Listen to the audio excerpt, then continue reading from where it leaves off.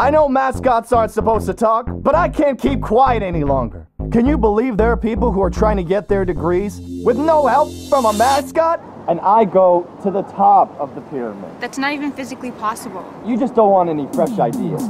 I'm serious! And they're not just completing their degrees. They're going to an online university. AIU. You know what that is. America's #1 unparty school. They're all business. No fraternities, no sororities, no football teams, no getting a cool nickname like Gherkin or Snake. Yeah, so I'm pretty much a walking good luck charm. Seriously, dude, come on. And most important, no. All you get at AIU is an online university made for busy working professionals who want to complete their career-focused degree with no muss or fuss.